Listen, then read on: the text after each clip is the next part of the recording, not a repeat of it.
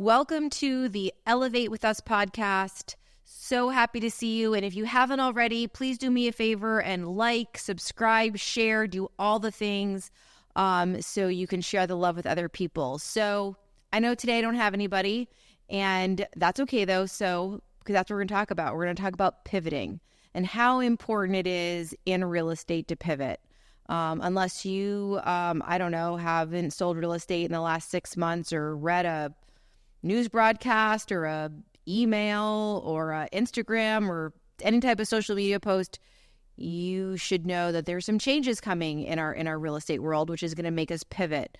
And it's not the first time we've had to pivot. I was licensed during the crash back in like 2007 and 2008, and there was a lot of pivoting that had to happen. And I do believe a lot of my success that I have in real estate comes from the fact that when I came in, real estate was really, really hard, right? People were having to do short sales, which, gosh, a lot of pivoting happened then. The mortgage companies couldn't keep up with it. You were waiting a year or more to get a short sale approved, and then they would foreclose. So there was a lot of changes that had to happen, and from that, a lot of good has happened. Change is hard, right? We all like to do things the way we like to do them, but pivoting, I think, leads to opportunity. I think that people that are afraid of change will fail and they won't make it. And that's okay, right? Real estate is a lot harder than people think it is. It's a lot different. If you love, all those TV shows about social media, about real estate, it's nothing like Selling Sunset, and it's nothing like any of those home shows where they home shop.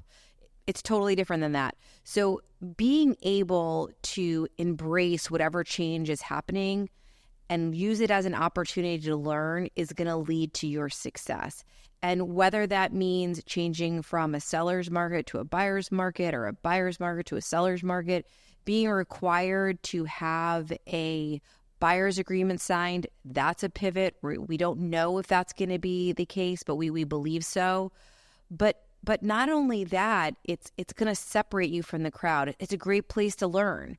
And we're so lucky here in Northeast Florida. The title companies, the mortgage companies, the home inspection companies, they're always offering us incredible opportunities to learn because we have another pivot here in Northeast Florida. If you're a member of what we call 𝗕𝗏𝗄, they are what they call sunsetting most of their forms.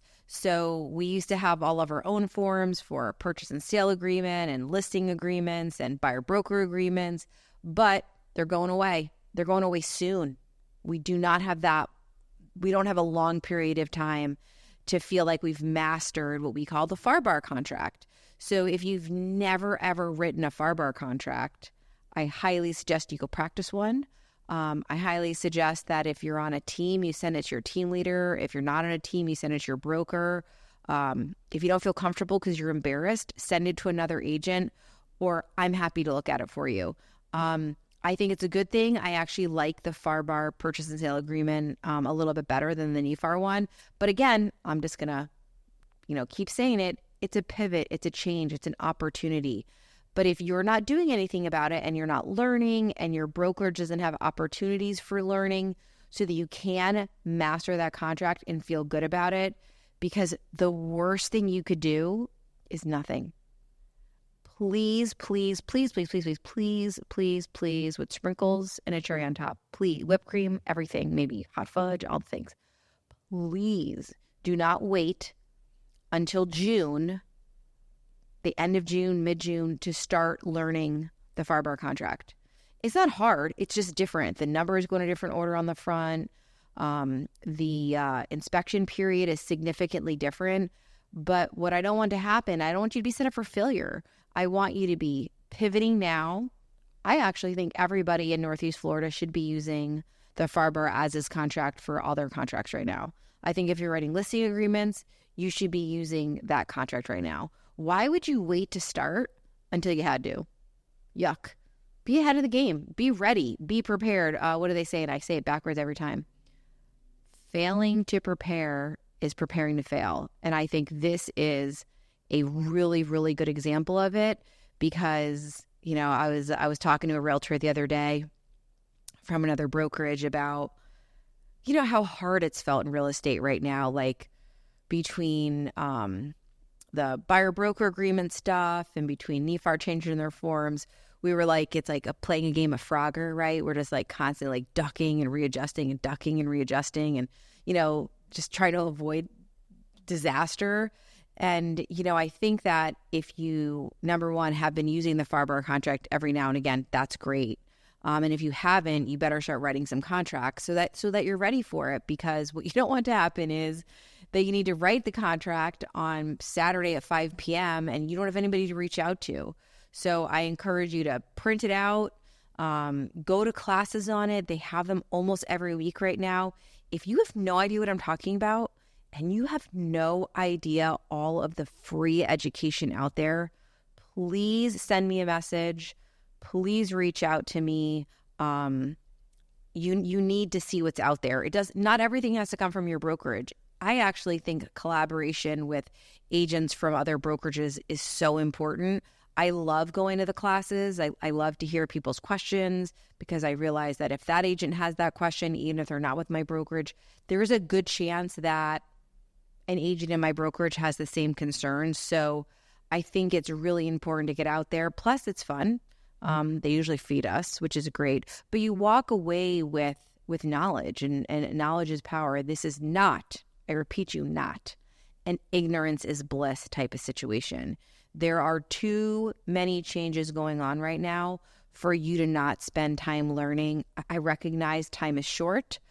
I recognize that we're all juggling a lot of things, but not pivoting and not having a plan is not the solution. I think that was a lot of knots. But just ensure that whatever you're doing, that you're pivoting. Other things you can be pivoting on is maybe how you're building your business. If you have currently been relying on internet leads, I highly suggest you learn how to work by referral. The internet lead business is definitely changing, right? Those internet leads, when they say, hi, I'm raising my hand, I'm filling out a form, and I want to see 123 Main Street, anywhere USA, there's a good chance they're going to have to fill out a buyer-broker agreement. That's what we all predict is going to be in the future. So would you fill out a buyer-broker agreement to some random realtor that you didn't know? Do you feel that your money, you're maybe spending $1,000 a lead, is going to be well spent for somebody that, if they're filling out random forms online, might be having agreements with multiple agents? So I encourage you instead to work by referral. And what does that mean? So number one, if there are 100 internet leads, you're going to close roughly 3, so 3%. If you're going to work by referral and get referrals from people and you get 3 referrals, you're likely to close 1. So that's 3% closing ratio versus a 33% closing ratio. I don't know about you, but I much prefer to close 33% than 3%. Much more successful. Plus, customers that you meet from other customers, aka a referral, they'll be more likely to sign an agreement, because for someone to work with you, they have to know you, they have to like you, and they have to trust you. If it's a random internet lead, are any of those things in play? Are they going to be fully committed to you? Are they maybe talking to many other realtors and maybe don't understand the forms as well as they could? So again, it's a great time to pivot. I feel that if you're in the internet lead business, now is the time to get out. Now is the time to get out of it and to learn how to work by referral. If you have no idea what that means, again, I encourage you to reach out. I was able to move a business with all internet leads to working by referral, because I knew that it would pay me better, it would lead to better results, and it would continue to feed me over and over. So you need to teach/train your previous customers on how to recommend you. And it doesn't just happen. You're not like sitting them down and have them take a class, but you're reaching out to them often with purpose. You're providing value.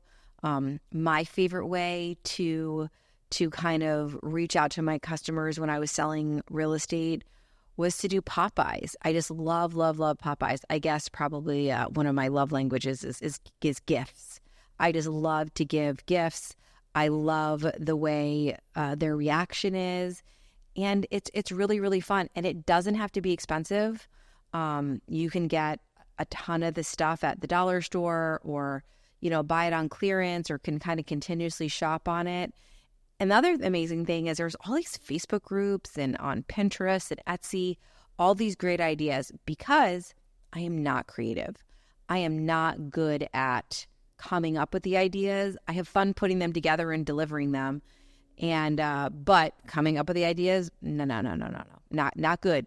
So thankful there are people that are willing to kind of show you their ideas, take pictures of it. There's great Facebook groups on it that talk about it. There's even an app that will help you plan your route and will let you know when you're near someone in your sphere, so that you know to drop off a Popeye. So for that, couple of tidbits for Popeyes.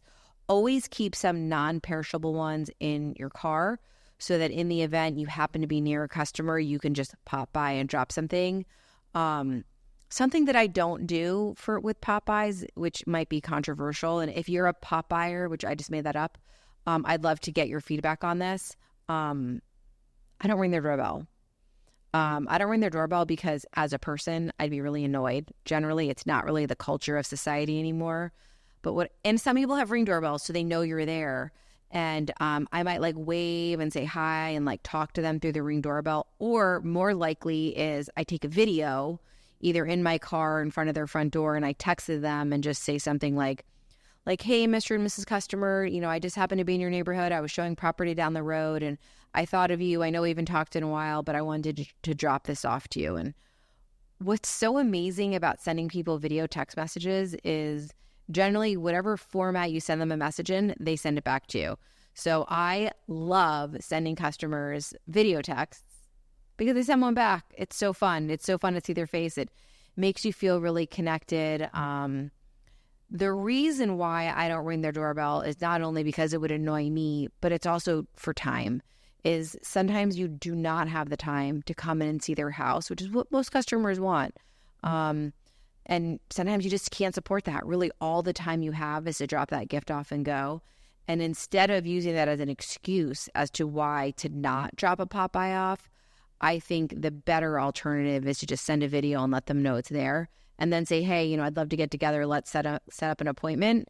And that way it's already on your calendar and it's already there. So pivoting your business, pivoting how you're learning, pivoting how you approach customers is really, really important. I like to say, if you're not learning, you're dead. And I don't mean you're going to die. I mean, your business is going to die. There is just so many changes that come up in real estate. And if you are not trying to learn and stay up with the market, then you are going to have some struggles. You're going to really struggle with, again, if you have been relying on internet connections for your leads, and now they're required to sign some type of document. My question to you is, would you sign a document about that with a stranger? I know I would not. I would not want to be tied to somebody, even for a day. What if during that day you walked into an open house and you had just seen a property with a random, internet agent? Then what? You're going to have to work with this random internet agent. Maybe you didn't like them because you've never met them before. So, because generally speaking, like works with like. And what I mean by that is you usually need to have something in common. Whether it's, you're from a similar background, you like the same sports, maybe you have kids of the same age. There's usually something in each other's personality or background that attracts you to them. And that's really important because that's what builds trust. That's why pivoting your business from internet leads to referral right now is so important. Now, something I want to point out, I do not think that if you do this today, that you're going to get business tomorrow. It's a little bit of a nurture type situation. And so you might end up with a slight dip in business. But what I do know happens is your ROI goes up because you're spending less and you're getting more. Again, 3% closing percentage on internet leads versus 33%. And those internet leads I know are really, really expensive. So if you're spending $500 on internet leads and you're only closing 3% of them, you could probably spend $500 on an entire year of Popeyes, and you might close 33% of the people you reached out to. So, or whoever recommends you. So I think it's a better way to do your business. Again, pivoting right now is incredibly important. It's important to shift and learn. And if it scares you and you're just like, I don't even know what this crazy lady with the blonde hair with Realty One Group Elevate is talking about, because I didn't know that 𝗕𝗏𝗏 was getting rid of their forms. And I didn't really understand that in order to show property for the first time, not the first offer you write, but for the first time you show property, the proposed settlement is that we have to get a buyer-broker agreement signed. If all of this is foreign to you, I welcome you to reach out on Facebook, a phone call, an email, a text message. We are constantly and consistently holding trainings on all of these topics because they're really relevant and important. You need to be up to date on what's going on. However, I do not suggest you watch the news. There's a lot of misinformation out there. There's a lot of hysteria. There's a lot of sensationalism going on about how buyer's agents are going away, that the market's going to crash because of it, and all kinds of information that really isn't true. Instead, change is a shift. Shifting is an opportunity, and it's a way to separate yourself from the crowd. It's a way to say, hey, listen, Mr. Buyer and Mrs. Buyer, I know you have heard X, Y, and Z. Let me clarify that for you so that we're all on the same page. Again, that buyer-broker agreement that you need to get signed, it is legitimately the same type of employment contract that you get with a listing agreement, right? A listing agreement is exclusive with that seller. Now, buyers are going to have to sign that exclusive agreement with their buyer's agent. So it's an employment contract. Would you ever market a property without that being signed? Like, that sounds crazy, right? Why would you invest time, money, and energy into something that might not work out because that seller is working with 12 different agents? There's no different. It's just that it's different for us. It's not something we've done before. We haven't been required to have those signed ever. Should you have gotten them signed? Controversial. I think yes, but not everybody feels that way. It's neither here nor there. But what you need to do is you need to be ready. You need to be prepared. You need to know the documents, and you need to know how to have the conversation. So I'm going to leave you with pivot so you're empowered with knowledge so that you're ready for what our future brings.